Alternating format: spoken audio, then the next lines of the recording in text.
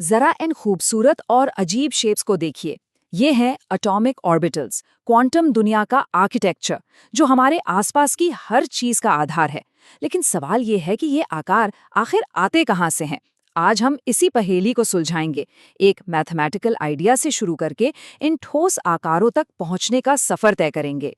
तो चलिए सबसे बुनियादी सवाल से शुरू करते हैं, जिसके इर्द गिर्द ये सारी कहानी घूमती है।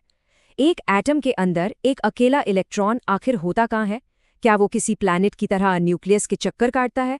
क्वांटम मैकेनिक्स कहती है जवाब इतना सीधा साधा नहीं है। जवाब किसी एक फिक्स्ड पते की तरह नहीं है, बल्कि ये एक संभावना के नक्शे जैसा है। हम ये नहीं कह सकते कि इलेक्ट्रॉन अभी यहाँ है। इसके बजाय हम उन जगहों का नक्शा बना सकते हैं जहां उसके पाए जाने की संभावना सबसे ज्यादा है, और यही नक्शा इन कॉम्प्लेक्स और खूबसूरत शेप्स को जन्म देता है। तो ये संभावना के नक्शे बनाए कैसे जाते हैं? इसकी जड़ें एक बहुत ही गहरे मैथमेटिकल आइडिया में हैं, जिसे वेव फंक्शन कहते हैं। चलिए समझते हैं कि ये काम कैसे करता है। ये जो सिंबल आप देख रहे हैं, साई यानी psi, ये है श्रोडिंगर वेव फंक्शन। आप इसे एक तरह से इलेक्ट्रॉन की पूरी कहानी बताने वाला एक मैथमेटिकल फॉर्मूला समझ सकते हैं। लेकिन यहाँ एक पेच है। अपने आप में इस साई का कोई सीधा फिजिकल मतलब नहीं है। ये बस मैथ्स का एक एब्स्ट्रैक्ट आइडिया है। और यहीं पर एंट्री होती है फिजिसिस्ट मैक्स बॉर्न की। उनका आइडिया जीनियस था। उन्होंने महसूस किया कि अगर हम इस वेव फंक्शन का स्क्वायर कर दें, यानी साई स्क्वायर, तो हमें कुछ ठोस मिलता है, प्रोबेबिलिटी डेंसिटी। ये वैल्यू हमें किसी भी पॉइंट पर इलेक्ट्रॉन के पाए जाने की संभावना बताती है। यही वो पुल है जो एब्स्ट्रैक्ट मैथ्स को फिजिकल रियलिटी से जोड़ता है। ठीक है, तो अब हमारे पास प्रोबेबिलिटी कैलकुलेट करने का एक तरीका तो आ गया। अगला कदम है इस डेटा को उन शेप्स में बदलना जिन्हें हम ऑर्बिटल कहते हैं। देखते हैं साइंटिस्ट ये जादू करते कैसे हैं। यहाँ जो ग्राफ है वो हमें न्यूक्लियस से दूरी r के साथ प्रोबेबिलिटी डेंसिटी psi स्क्वायर का रिश्ता दिखा रहा है। पहले बाईं ओर 1s ऑर्बिटल को देखिए। ये कर्व न्यूक्लियस पर यानी जीरो डिस्टेंस पर सबसे ऊंचा है। इसका मतलब 1s इलेक्ट्रॉन्स के न्यूक्लियस के सबसे करीब पाए जाने की संभावना सबसे ज्यादा है। अब दाईं ओर 2s ऑर्बिटल पर गौर कीजिए। यहाँ कहानी थोड़ी अलग है। एक पीक न्यूक्लियस पर है, लेकिन फिर ग्राफ गिरकर जीरो को छूता है और फिर थोड़ी और दूरी पर एक और पीक बनाता है। वो पॉइंट जहां प्रोबेबिलिटी एकदम जीरो हो जाती है, उसे एक खास नाम दिया गया है, नोड। सीधी भाषा में कहें तो ये एक नो गो जोन है। इलेक्ट्रॉन यहाँ हो ही नहीं सकता। क्वांटम रूल्स के हिसाब से ये जगह उसके लिए फॉरबिडन है।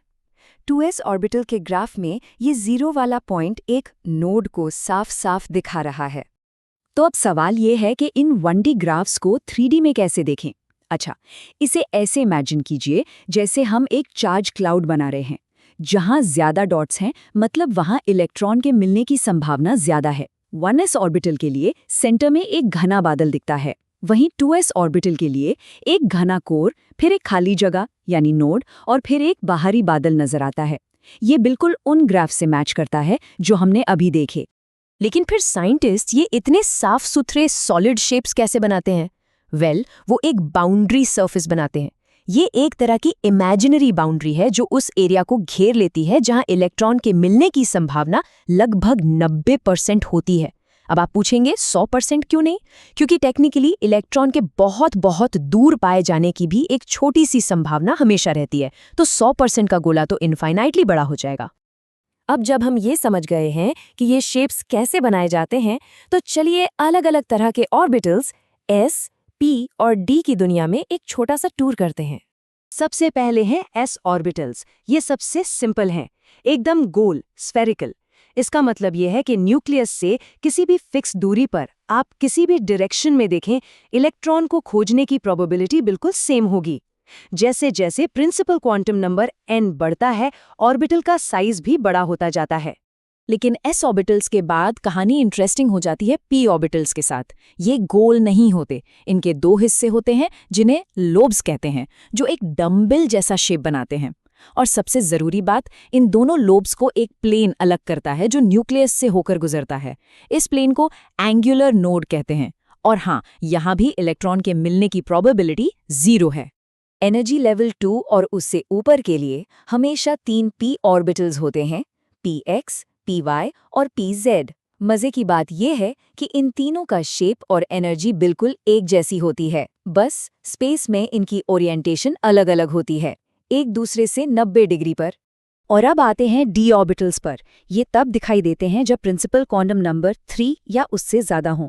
इनकी ज्योमेट्री और भी ज़्यादा कॉम्प्लेक्स होती है और किसी भी एनर्जी लेवल पर 5 अलग-अलग तरह के डी ऑर्बिटल्स होते हैं। इन पांचों का शेप बड़ा ही दिलचस्प है। 4 तो एक जैसे दिखते हैं, क्लोवर लीफ या 4 पत्तियों वाले फूल की तरह। लेकिन जो पांचवां है, DZ², वो सबसे अलग है।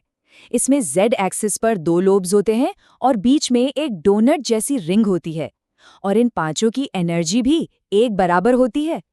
आखिर में चलिए एक प्रैक्टिकल रूल बुक पर नज़र डालते हैं जो हमें क्वांटम नंबर्स का इस्तेमाल करके किसी भी ऑर्बिटल के स्ट्रक्चर को समझने में मदद करेगी।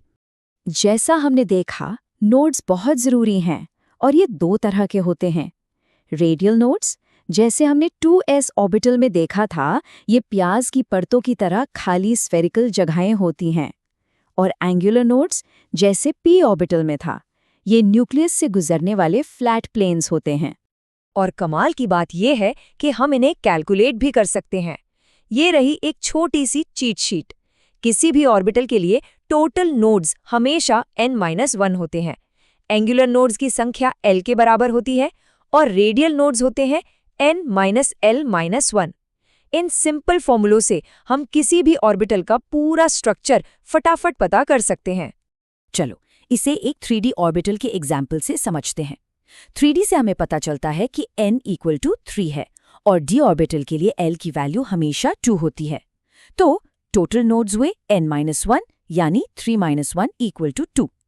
एंगुलर नोड्स हुए l के बराबर यानी 2 और रेडियल नोड्स हुए n-l-1 यानी 3-2-1 = 0।